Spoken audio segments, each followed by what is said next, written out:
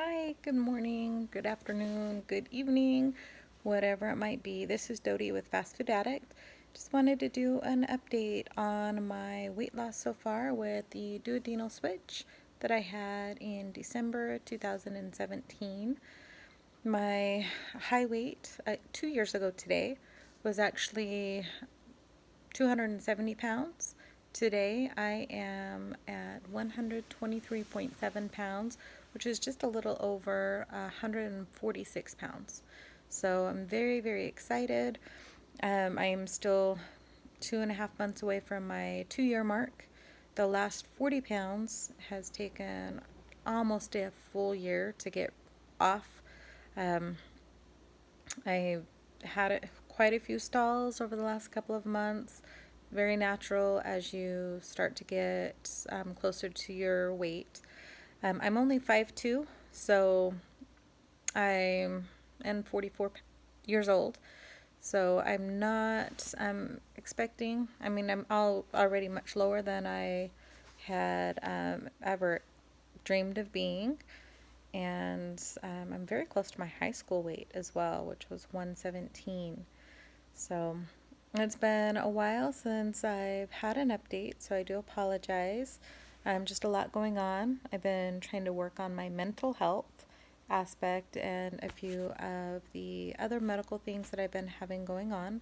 Just a recap on that, I've had SOD, which is a condition from having my gallbladder removed at the same time as my DS surgery. And with that, what that means is I have spasms in that valve that was, if I'm understanding correctly, was associated with where the gallbladder was attached. And it does happen occasionally when you have your gallbladder removed. They're finding out more and more about that, that it can still spasm. And I had the gallbladder removed when I had my DS surgery, December 8th, 2017. I now can no longer take pain medication. So on my allergy list is now morphine, Percocet, oxycodone, anything at a high level pain is something that will put me into an attack, and it will feel like I'm having a heart attack. So with my ribs just squeezing in, the pain going up from here all the way up to my shoulder, having a very difficult time breathing and catching my breath. I did confirm it's not a heart attack. I had a EKG during the time that I was having a heart attack, that I happened to be in the emergency room for kidney stones, and they got that ruled out. So we were able to piece things together that the attack is happening after certain medications. My liver enzymes are still very, very high. We've cut out most of the vitamins, the supplements, and any Tylenol or ibuprofen, any pain medication that I had taken in the past, muscle relaxers, things like that for my back issues. I've had to stop to see if that would help with the liver inflammation, and it's all the same. So sorry, I'm like a little antsy, so I'm moving my phone around a lot as I'm holding it, so I apologize for the moving around. So going back to the mental health, I have been seeing a therapist.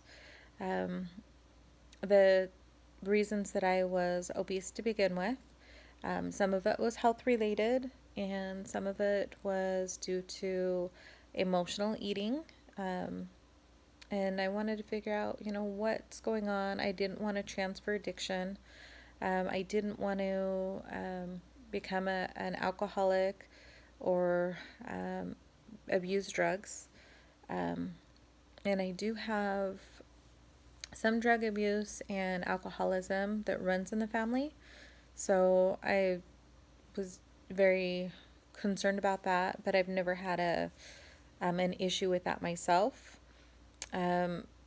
Even with the pain, that I've had over the years with kidney stones. I've been dealing with for 25 plus years. Anytime I took a pain pill, I would just get the nausea. I never had the euphoric feeling or that some people get that would normally get addicted. I just always hated taking them and would take them worst case scenario. Anyway, my addiction was fast food or eating unhealthy. I'm trying to void or fill a void that I may have had, or I'm still trying to figure out what my monster is that I'm trying to avoid, and I'm no longer able to eat my feelings, whether it be sad, happy, nostalgia, angry. Most people, when they're in some of those moods, they just can't eat. I just wanted to eat more and more and more. So now some of the things, unfortunately, that I picked up and I'm trying to stop is vaping, smoking sometimes. Usually that happened if I go to a casino or about 2 hours away from the Nevada border. And so we would go out there frequently, and for some reason I could smoke a pack of cigarettes in a day, come home and not even have a want for it. But the vaping, I started seeing that instead of picking up the eating, I'd just constantly be vaping. I didn't need it. It was just starting to fill that void that I guess I would have snacked with or eaten with. So again, I'm just trying to work through those feelings to when I'm feeling that way to figure out what's causing the feeling so that I could get it addressed and kind of change my thought process during that. It's been interesting with going to a therapist. Years and years ago, after a miscarriage, I had went to see a family doctor, and they had you do a depression test, and everything that I filled out, it came back, and he diagnosed me with bipolar. And, I talked to my family about it, and like everybody's going to feel those ups and downs. The question asked, I didn't feel that it was a true result. Maybe at that time I was depressed, considering what was going on. And because they say, fill it out for how you're feeling in the last 2 weeks. And so I filled it out honestly. My husband and both my parents at the time, they're just like, no, that's not you. They're wrong. You don't have bipolar. Well, going to the therapist, I've been able to, talk about the ups and the downs in my life and the things that I've done, more manic episodes. Yes, there's times that I fall into depression, and that's usually as I'm sick. I have things going on in life, medical issues that cause me to be sick and depressed. So I just thought that I was sick and depression. And then I would get an extra burst of energy, be hyper focused on certain things, whether it was having to read a book from start to finish, 800-page book in one day, and staying up all night to binge watch movies, or staying up all night to clean, and having a thought in my mind and having to finish that, playing a video game, Best Fiends or Candy Crush for 10 hours straight, just trying to get to the next level, or whatever I was into at that time. I would just continuously be stuck on that. And I just thought it was, I'm addicted to this thing right now. And so it was just explained that that's just part of a manic episode, is what she calls it. So I'm just learning a little bit more of that. and trying medication to see if I could steady things out, so that I'm not falling into the highs or the low, but just being steady. This is something that's really hard to talk about because growing up, you would think, or I would hear things like being on Prozac, or that person's bipolar, and people would talk bad about it. It was a bad thing, and so I didn't want to think that of myself. And I still have a hard time thinking about that, and I tear up thinking, gosh, I've been dealing with this basically my whole life, and I've just been ashamed and avoid thinking of it. And if I would have maybe had dealt with it earlier, I may have made some different decisions and choices in life that would have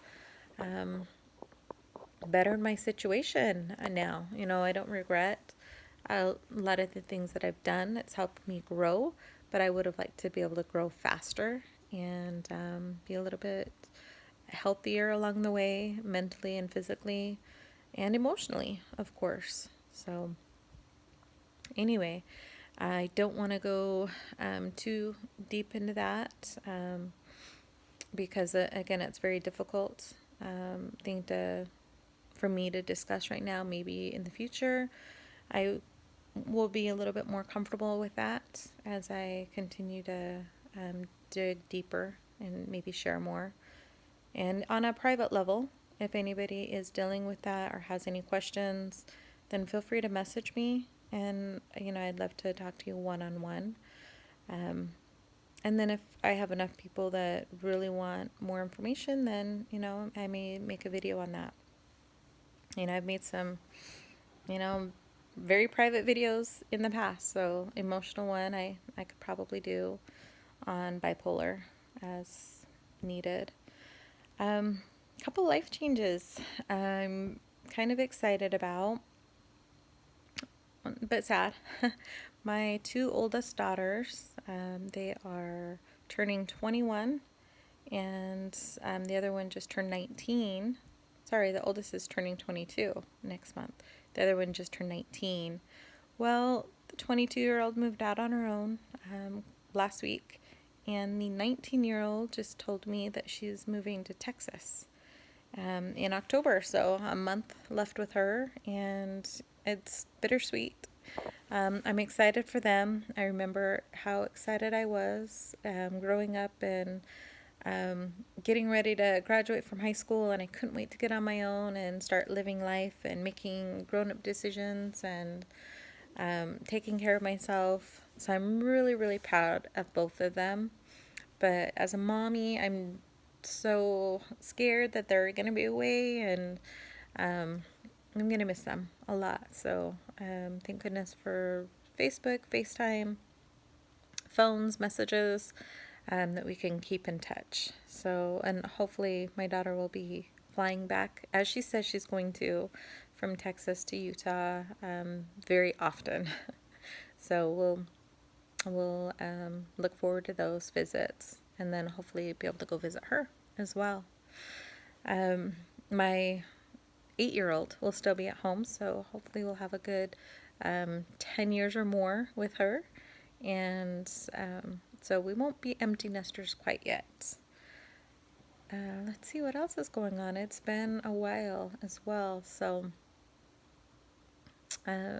plastics, I kind of wanted to put that on hold for a while. I did get denied by insurance for the panty and breast reduction. Don't have enough breast tissue to really fight that. Everything would have to be removed in order to get approved, and I'm not quite sure that I'm ready for nothing. I don't even think it would be an A cup at this point. Maybe I'll do it. I'm not sure, and get implants later if the insurance pays for it. And then my panty or tummy tuck, it was denied. And the biggest denial on both of those is I didn't have a 6-month skin irritation that I've been treating. So next month would be the 6-month mark since I did the first consultation and with the denial, so I'll get that appealed and try to get that approved. And then maybe later on down the road, I'll, go and do others. I did reach out to Dr. Suseda, if I said that right, in Monterrey, Mexico. I did get a quote for tummy tuck, Mons lift, thigh lift, arm lift, and breast lift for, I think he said 23,700. For all of that to be done, I'd be staying there for 12 days, so it was all inclusive. And it was a great deal. It would be wonderful to get it all done at once, but I just don't, with not working for such a long time. I'm back to work part-time since April, and that's not something that I could afford to do. So if something changes in the future, if I happen to win the lottery, then yay, I'll go take care of everything with him. In the meantime, I'll try to fight to get the insurance to pay for it. And then if later on down the road, if I'm able to come up with the funds through savings, then I can go in and maybe go to him and do any revisions that need to be done and work on my thighs and my arms, and maybe my chin. So, well, I hope everybody is doing well. If you stayed on for 16 minutes plus, I want to thank you. And if you're watching for the first time, if you'd like to subscribe, if you have any questions, feel free to message or comment below. I would love to be able to have some communication back and forth, and I'll be looking forward to some of the other people that I've been following and catch up on some of their videos. I hope everybody's doing well, and we will hopefully do an update soon. Thank you.